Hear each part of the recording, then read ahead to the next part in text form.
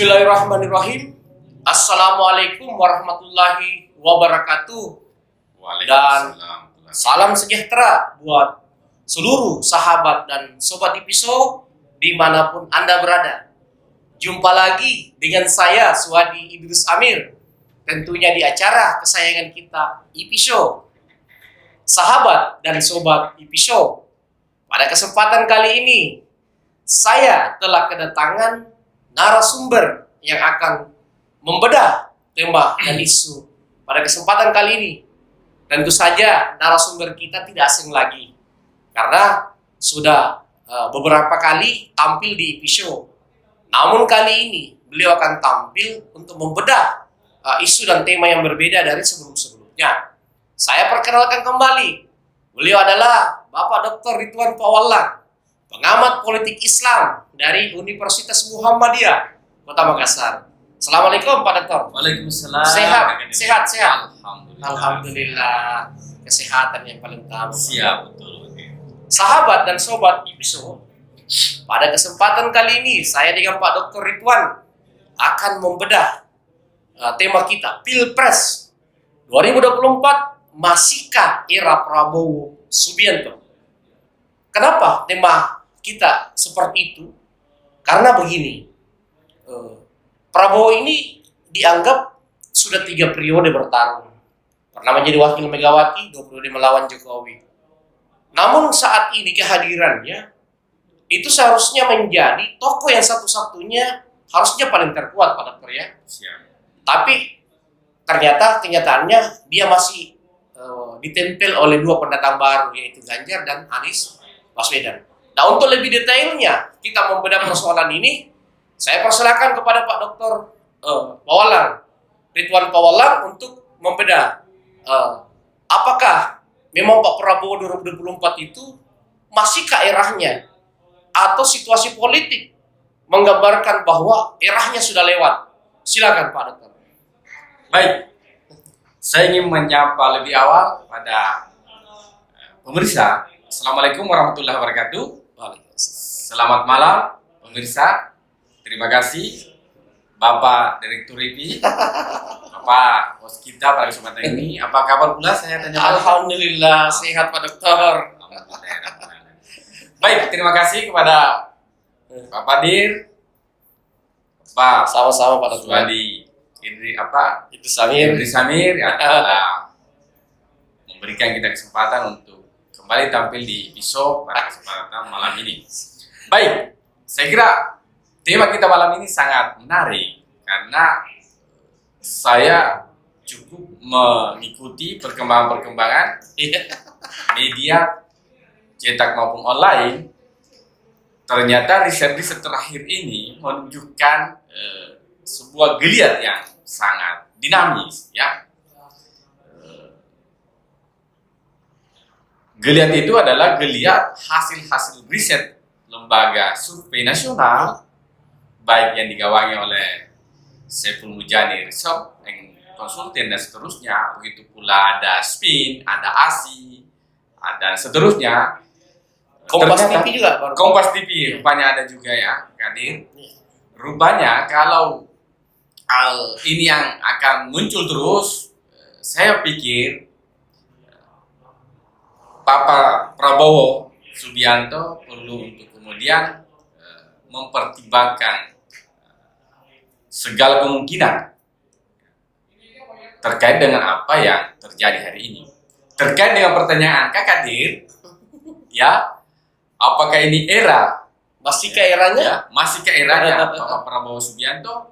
Ya.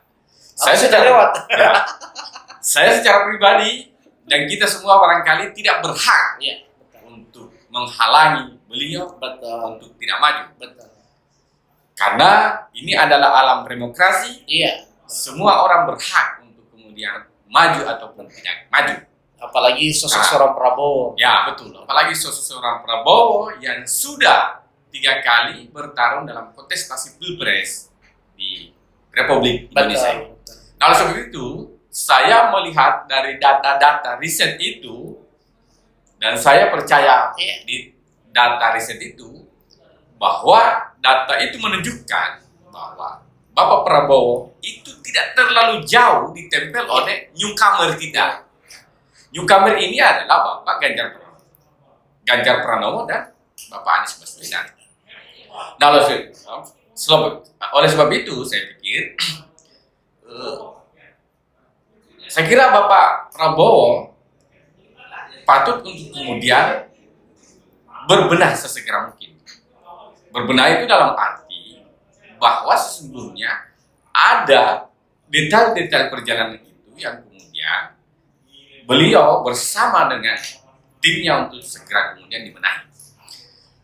Bergabungnya Bapak Prabowo ke rezim Bapak Jokowi, presiden kita, itu juga menunjukkan bahwa barisan ataupun kelompok barisan 212 kemudian hari ini menarik diri dari barisan itu. Nah, sebab itu saya pikir ini salah satu yang patut untuk kemudian dipertimbangkan secara matang oleh Bapak Prabowo Subianto untuk kemudian menghadapi Pilpres 2024.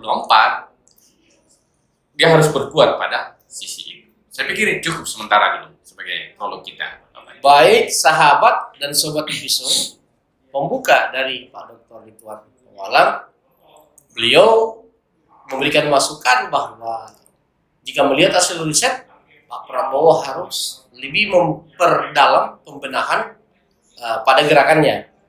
Karena gambaran riset ternyata Pak Prabowo sebagai figur lama itu mampu diimbangi oleh pendatang baru atau figur baru yang lagi mendapatkan respon publik yang cukup bagus, yaitu Pak Ganjar Pranowo dan Anies Baswedan, Pak Dokter ya. Sahabat dan sobat episode, kalau kita melihat ya Pak Dokter, perjalanan politik Pak Prabowo 2 periode menghadapi Pak Jokowi, beliau selalu berada di angka 44 sampai 47%.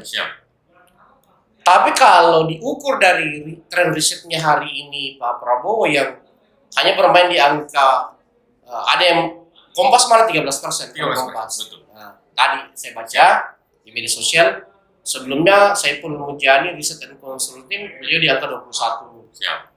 Ada juga yang memposisikan beliau di angka 26. Tapi lebih banyak memposisikan beliau di angka 19, 20, 21. Pada Korea.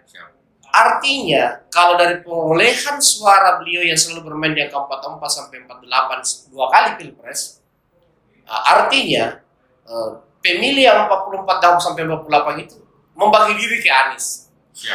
Yang Anies kan juga surveinya tidak pernah di bawah 13%. Ada yang mengatakan 13, ada yang mengatakan 16, ada yang mengatakan 18 kalau Anies ya. Artinya dirata-ratakan 16% lah surveinya Anies. Artinya suara dari 40% yang milik Prabowo itu diambil 16% saat ini oleh Anies. Kemudian Pak Prabowo, Pak Dokter ya, yang masuk ke gerbong pemerintah, mungkin dengan harapan mampu meraup suara dari basis-basis elektoral pro pemerintah. Tapi kalau sampai hari ini itu belum mampu beliau raup, Pak Dokter ya, kecenderungan suara-suara dari kelompok pemerintah ke Ganjar, yang surveinya juga tidak beda jauh dengan Prabowo, paling beda 1%, 2%, bahkan ada hanya 0, kan gitu Pak Dokter ya.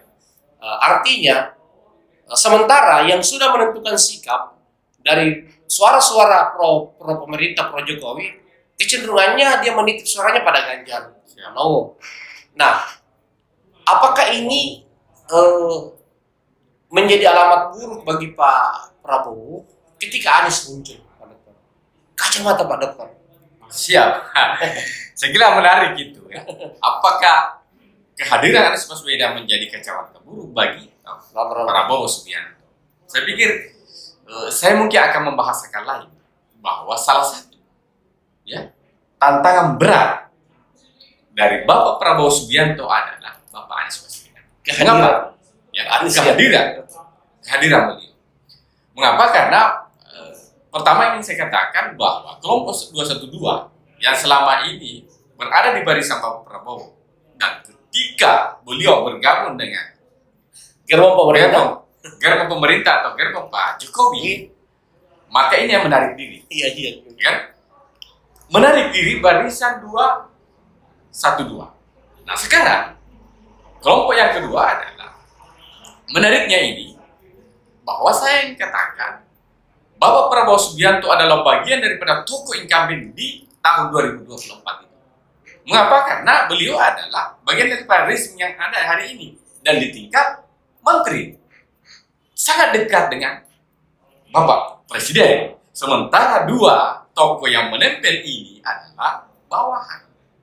Di tingkat struktur bawah, satu tingkat di bawah Presiden atau gubernur di dua provinsi ini. Nah, ini sangat ketat menempel, dan karena sangat ketat itu, maka saya pikir Bapak Prabowo perlu segera mengambil langkah-langkah kalau memang serius untuk bertarung di tahun 2024. Nah, karena itu pemirsa dan sahabat Episo yang saya banggakan, saya katakan bahwa kelompok 212 itu juga adalah kelompok yang selama ini juga saya pikir adalah kelompok yang punya organisasi yang cukup matang dan punya koordinasi sampai ke tingkat bawah. Nah, ingin saya katakan bahwa masih ada ruang di tempat lain, ataupun masih ada gerbong yang memiliki akar yang secara hierarki dan organisasi yang cukup rapi di Republik ini yang bisa mengimbangi itu. Dan ini yang harus dipikirkan oleh Bapak Prabowo jika kemudian dilakukan, walaupun itu barangkali bukan perkara murah bagi Bapak Prabowo Subianto. Pikir begitu. Baik sahabat dan sobat Episo, pendalaman dari Pak Dr. Ridwan Kamil, saya sepakat dengan analisa beliau bahwa kalau Pak Prabowo serius ingin kembali lagi muncul sebagai calon presiden di 2024, maka Pak Prabowo itu harus menciptakan formulasi metodologi gerakan-gerakan politik yang real untuk bisa meyakinkan pemilih-pemilih basis-basis elektoral yang selama ini menjadi pemilih Jokowi, pendukung Jokowi atau pemerintah, Pak Dokter ya. Karena berdasarkan riset Saiful Mujani, riset and consulting, ketika Prabowo dipaketkan dengan Puan Maharani sebagai bisa dikatakan bahwa tokoh sentral, ibunya Megawati adalah tokoh sentral, Jokowi jadi presiden. Kingmaker yang sukses mengantarkan Jokowi menjadi presiden Pak Dokter ya. Ternyata hasil survei dari Saiful Mujani Riset and Consulting itu tidak mempengaruhi loh perolehan elektoral Pak Prabowo saat ini ya. Tapi kan ini kita berbicara saat ini. Tentu kita masih akan mengukurnya ke depan ya, Pak Dokter ya. Tapi menurut saya survei itu kan sebenarnya dibaratkan kayak alarm.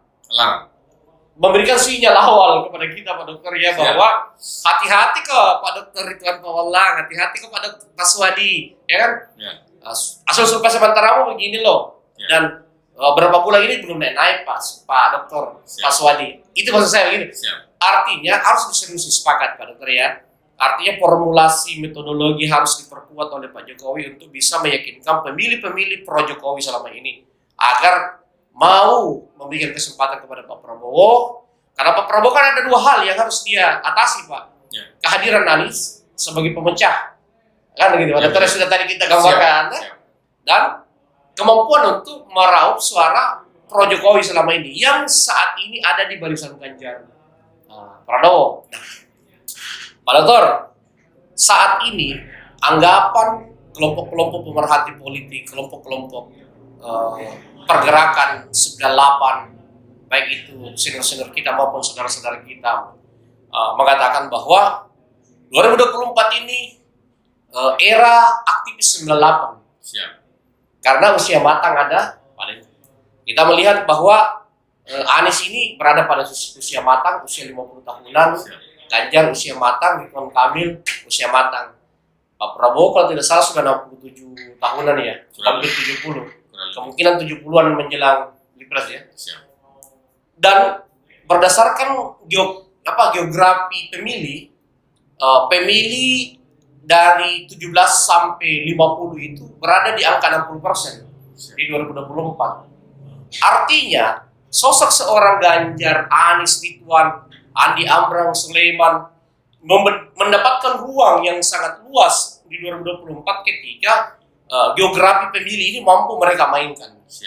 Nah, pertanyaannya, apakah itu bukan masalah bagi Pak Prabowo karena Pak Prabowo sudah melewati kondisi? Kan begini, politik itu momentum.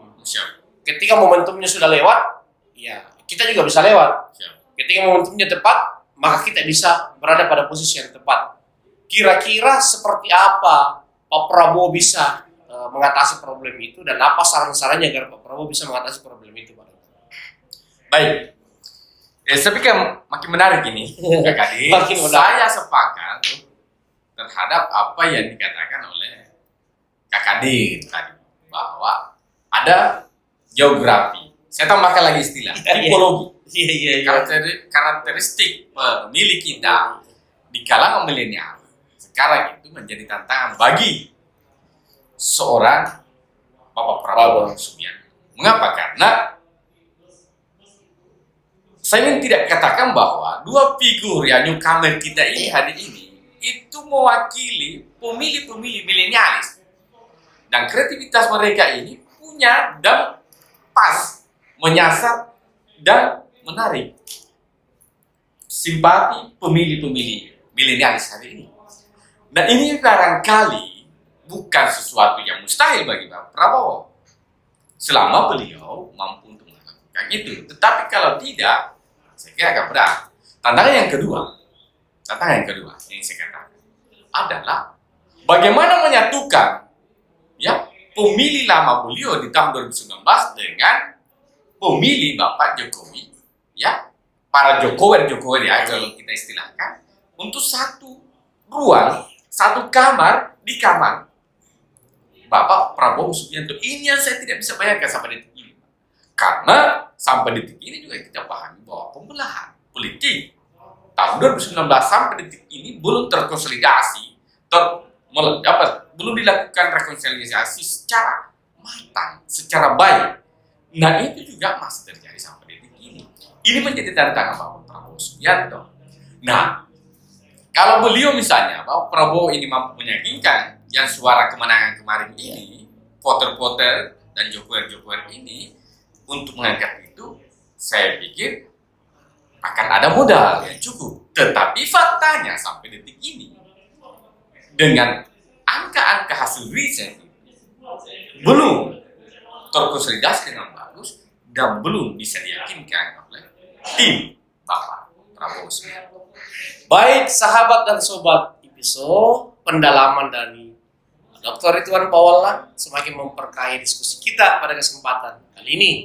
Pak Dokter, selain Ganjar Pranowo, siapa kira-kira figur yang bisa membawa representatif suara-suara Jokowi ya ke Prabowo ketika Prabowo membutuhkan sosok-sosok seperti itu? Karena Puan Maharani gambaran surveinya itu kurang bagus, tidak mampu membantu Pak Prabowo. Gambaran survei Saiful Mujani kan itu. Artinya publik menyuruh Pak Prabowo membedah figur yang lain yang bisa menarik suara Jokowi. Nah tentu saya pikir selain Puan Maharani kan tentu ada yang lain. Ada beberapa dalam kacamata saya yang mungkin Pak Dokter yang beda ya, siapa yang cocok diantaranya ya. Siap. Mungkin bisa siapa lagi, kakaknya Puan Maharani, ada namanya Prananda Prabowo. Siap. Beliau konon katanya adalah otak intelektual PDIP, selalu bermain di belakang layar. Siap. Ini belum dimunculkan. Siap. Ada juga yang mengatakan bahwa putra Jokowi, wali kota Solo, sudah layak dan patut dicoba oleh Pak Prabowo untuk bisa meyakinkan suara-suara Jokowi, kan gitu. Ada juga yang mengatakan menantu Pak Jokowi, ya kan. Tetapi menurut saya usianya masih terlalu muda. Tapi kan dalam dunia politik tidak mengenal usia, selama dia betul-betul bisa membawa suara-suara yang kita butuhkan, suara-suara yang kita inginkan. Nah, ada juga yang mengatakan bahwa sosok seorang Muhaimin Iskandar yang representatif dari suara-suara NU yang notabene pendukung Jokowi itu bisa dipertimbangkan oleh siapa? Prabowo. Ada juga yang mengatakan siapa ya? Kofifa Indar Parawansa, gubernur Jawa Timur. Saat itu. Pertanyaannya dari beberapa figur-figur ini, kacamata Pak Dokter, siapa yang patut dibedah dan dikaji secara matang oleh kawan-kawan di Partai Gerindra dan tim Pak Prabowo untuk coba dibedah siapa-siapa yang layak membawa suara-suara Jokowers seperti bahasa Pak Dr. Jokowers ya, untuk membantu Pak Prabowo bisa menyatukan suara yang lama dengan suara dari kubu Jokowi. Siap. Terima kasih Kak Kadir. Saya pikir ini makin kaya sebetulnya dengan munculnya nama-nama yang disampaikan oleh Kak Kadir tadi. Saya ingin katakan bahwa ketika lepas dari Puan Maharani, maka saya pikir sudah keluar dari lingkaran Banteng kan. Nah, sebab itu kalau yang disebut-sebutkan tadi, saya pikir Bapak Wali Kota Solo sebagai anak dari presiden, saya pikir itu bisa dimunculkan. Walaupun barangkali karena terlalu dini, ya itu juga artinya tidak mudah, tetapi bukan sesuatu yang mustahil. Saya lebih tertarik untuk membaca dua figur yang tadi. Satu gubernur Jawa Timur dan satu Bapak Muhaimin Iskandar sebagai ketua PKB. Ya. Kita tahu bahwa di Pilpres 2019 kemarin, PKB bersama NU secara kultural NU solid untuk kemudian memenangkan pasangan ini. Dan dari fakta-fakta itu kemudian kita terlihat dari struktur pemerintahan saat ini sampai ke bawah kelihatan. Sekarang ini peluang. Apakah Bapak Prabowo Subianto mampu untuk atau mau untuk kemudian mengkanalisasi dua figur ini atau gimana? Ibu Khofifa saya pikir bukan sosok yang sosok yang harus dipandang sebelah mata, harus dipandang bulat-bulat. Beliau ini gubernur yang kedua tokoh Fatayat NU. Fatayat NU yang punya suara real di kalangan ibu-ibu dan seterusnya. Yang kedua figur beliau saya pikir selain integritas punya kualifikasi. Walaupun saya pikir kalau dibanding dengan Pak Muhaimin Iskandar, beliau masih kurang satu. Sementara mungkin sampai detik ini walaupun kuat Gerindra untuk mengusung, tetapi masih butuh tambahan. Saya pikir begitu. Artinya Pak Dr. Ridwan Pawalla ini melihat bahwa salah satu pintu untuk mendapatkan suara-suara Jokowers dalam bahasa beliau atau suara-suara Pak Jokowi, pintunya harus ke tokoh-tokoh NU.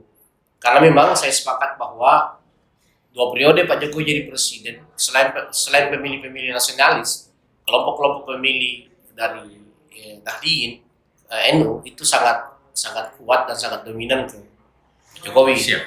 Nah, artinya memang sangat masuk di akal ketika ada saran ke situ. Nah, pada Korea, nah,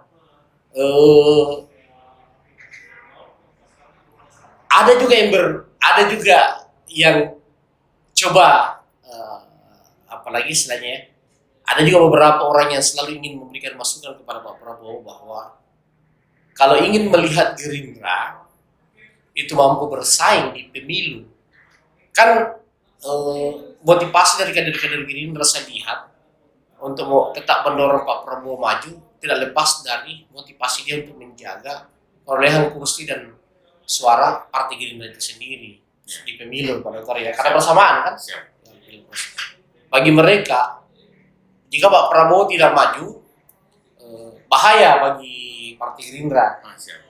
Mungkin bisa menurun perolehan kursinya di pemilu atau anjlok kan gitu, ya. Tapi saya pikir itu satu analisis yang perlu apalagi diapresiasi. Tapi saya ingin berbagi pengetahuan. Menurut saya Gerindra ini bisa saja lebih melejit ketika dia bisa mengusung calon presiden yang lagi diinginkan oleh publik. Contoh misalnya, anggaplah Anies Baswedan ke Ganjar Pranowo. Siap. Dua figur ini kan lagi dalam tanda kutip paling diberikan ruang oleh publik untuk bisa tampil di Pilpres. Tinggal partai saja. Nah, banyak analis mengatakan kalau Gerindra legowo tidak mendorong Prabowo untuk maju sebagai capres dan menjadi kingmaker untuk seorang Anies Baswedan, ya, dengan mendorong Anies sebagai calon presiden dari Partai Gerindra, sama seperti ketika dia mendorongnya di DKI. Suara Gerindra itu jauh bisa lebih melejit. Nah, pertanyaannya, sejauh mana Pak Dokter setuju dengan analisis itu? Apakah memang sosok seorang Anies itu bisa jauh lebih mempengaruhi perolehan kursi Gerindra atau tetap Prabowo sebagai ikonnya? Pak Dokter seperti apa? Ya, baik, Kak Kadir. Saya pikir pilihan ini berat. Ya, berat. Secara internal, Partai Gerindra ya terpilihnya kembali, memilihnya, menetapkannya kembali untuk periode ya ketiga kalinya atau keberapa kalinya Bapak Ketua Prabowo menjadi ketua umum Partai Gerindra, itu menunjukkan bahwa secara internal mereka mendorong dan punya semangat untuk itu. Nah, tapi ini kan politik ya, dinamis saja dengan pertimbangan-pertimbangan bahwa menjadi seorang pemenang itu tidak mesti sebagai pemain. Ya. Pemenang juga bisa dialah kingmaker ataupun seperti apa sebutannya. Seperti Bu Megawati saat ini. Boleh jadi. Bukan dia presiden, tapi presiden mendengar sama dia. Siap. Nah, oleh sebab itu saya pikir kewibawaan sebagai seorang negarawan juga muncul lah, dan seterusnya. Sebagaimana bahasa di Tribun Online yang disampaikan oleh salah satu budayawan kita di Sulawesi Selatan ini, bahwa apakah dia akan menjadi berwibawa atau akan ditertawakan oleh sejarah. Tentunya kita tidak berharap seperti itu, tapi kita menginginkan bahwa pilihan yang diputuskan, ditetapkan oleh Pak Prabowo bersama Partai Gerindra itu yang terbaik bagi partai internal dan ketukaan beliau, begitu pula proses demokrasi kita di Indonesia. Selanjutnya, kalau kita membedah misalnya, sekiranya ini yang terjadi, ya, Partai Gerindra bersama Bapak Prabowo menyerahkan, ya, memberikan ruang kepada tokoh muda ini, ya, untuk kemudian bertarung mengendarai Partai Gerindra, itu juga bukan sesuatu yang mustahil. Malah ini semakin menambah keseruan pemilu ataupun pilpres di tahun 2024. Nah, saya pikir kalau ini yang terjadi bukan juga sesuatu yang ringan, bukan sesuatu yang ringan. Karena kita tahu bahwa secara umum pengusung ataupun pemilih-pemilih Partai Gerindra ini itu mayoritas partai nasional, golongan nasionalis. Sementara di tempat ini itu sudah ada nasionalis dan sudah ada kalangan apa istilahnya itu, religius dan seterusnya. Nah, untuk mempertemukan juga di sini ini bukan sesuatu yang mudah. Butuh sebuah pendekatan metodologi untuk kemudian menyatukan ini.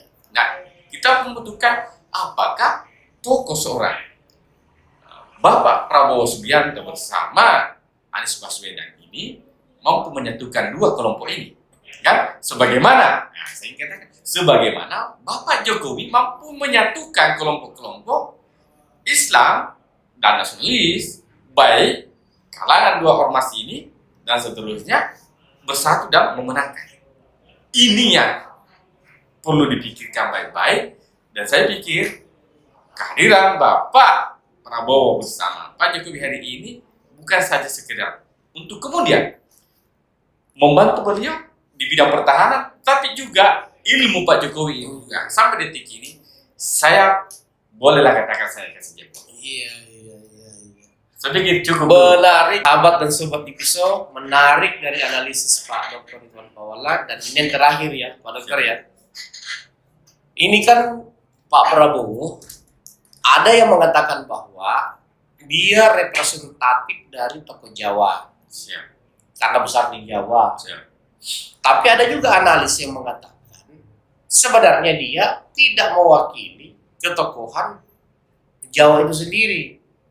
Ada yang mengatakan beliau tidak berdarah Jawa. Siap.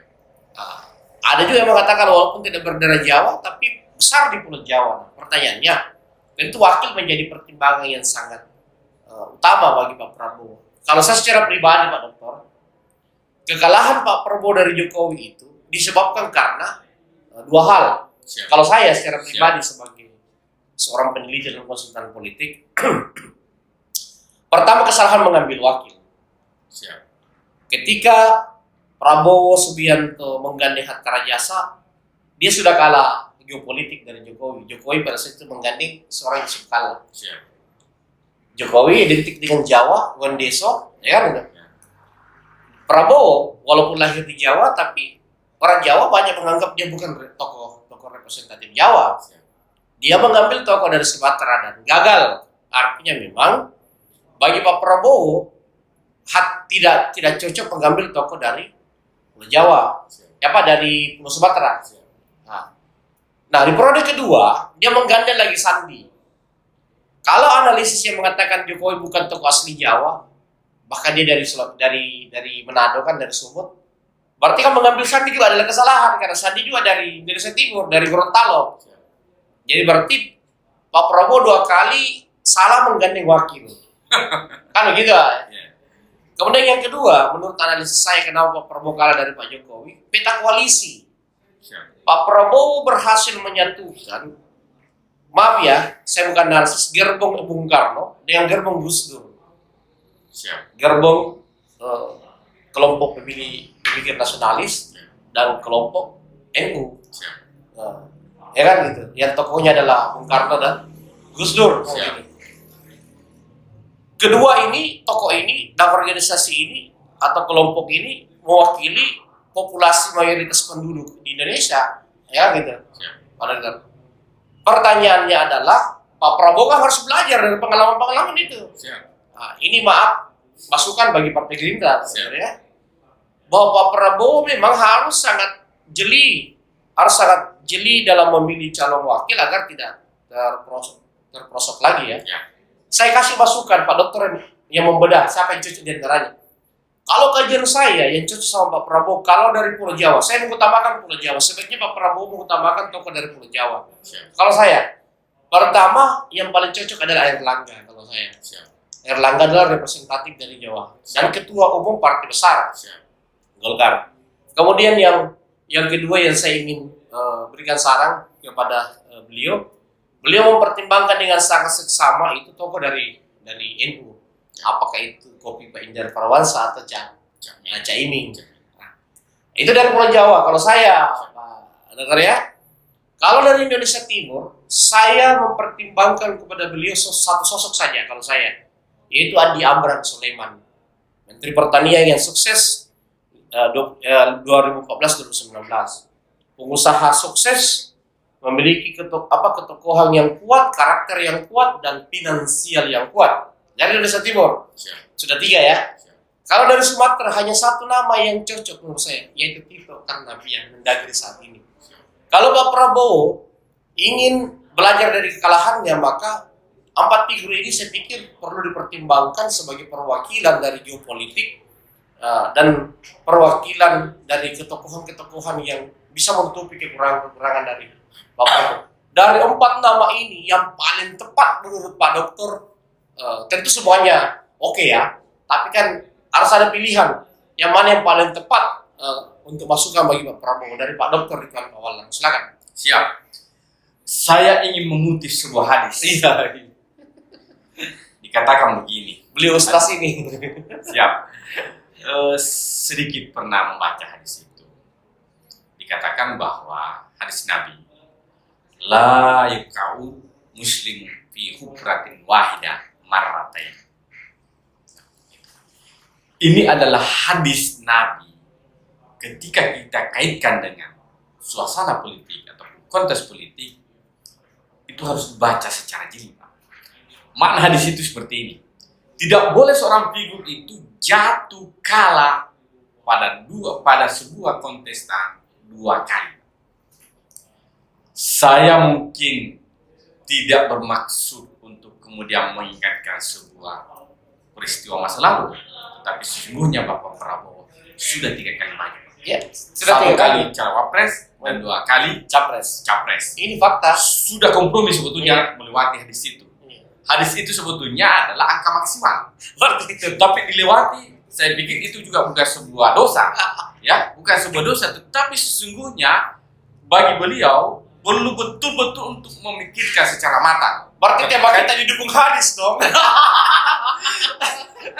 Nah, oleh sebab itu saya pikir ini menarik, ya.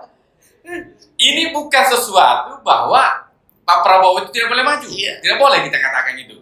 Beliau boleh maju. Kita tidak boleh menghalangi orang.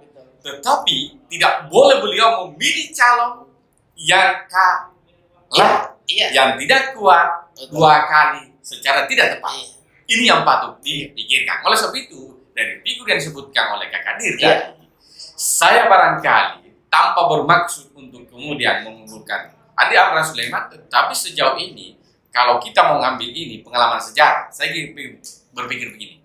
Maaf cakap ini, kalau istilah Aceh, ya, saya ini sedikit paham Aceh, saya kurang lebih... Dokternya kan dari Aceh. Saya kurang lebih 5 tahun, 6 tahun di Aceh, dan cukup paham. Maksudnya begini saya katakan. Kak Kadir menyebut tadi, Bapak-Bapak Profesor Dr. Tito Karnavian sebagai representasi Sumatera. Dari Indonesia Barat, secara menyeluruh. Ada kata inti yang ingin saya sampaikan. Orang Sumatera itu sangat rasional dan sangat bersahabat. Ketika ada dari Indonesia Timur, Indonesia Tengah, ya, dari Pulau Jawa, dari pulau kita ini, dari Indonesia Timur ini yang maju, beliau siap untuk bergabung. Ini yang menarik.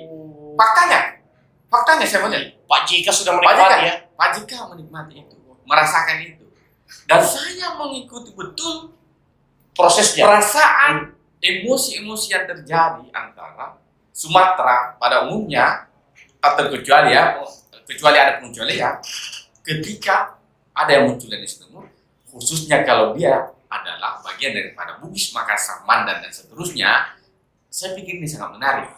Nah, walaupun sebetulnya Andi Amran Sulaiman ini juga bukan sesuatu yang tidak boleh berdiam diri, dia juga bersama tim harus bekerja. Yang kedua, yang disebut tadi dari tokoh Nahdien, itu juga saya sudah katakan tadi bahwa Cak Imin ini bukan politisi yang harus dipandang sebelah mata. Benar. Beliau adalah salah seorang kingmaker saya pikir di Pilpres.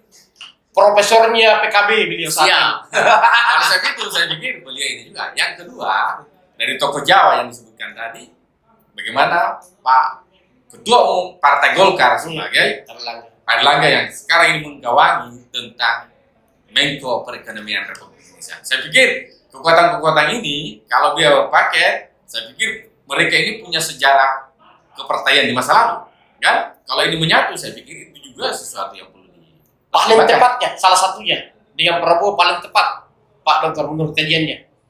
Kalau yang paling tepat, saya kembali kepada argumentasi tadi itu berdasarkan fakta-fakta empirik di masa lalu, bahwa sesungguhnya Bapak Prabowo itu belum pernah memilih secara tepat berdasarkan hasil dari Pilpres. Kalau seperti itu, kalau beliau mau, saya pikir figur yang ada sekarang ini di luar Jawa, saya kira Andi Amran Sulaiman bisa kemudian merepresentasikan itu, dan selama juga Pak Dr. Andi Amran Sulaiman juga bisa tampil percaya diri dan menyusun strategi-strategi, metodologi untuk kemudian bagaimana beliau ini bisa meyakinkan figur capres, kan gitu, Kak Kadir harus meyakinkan.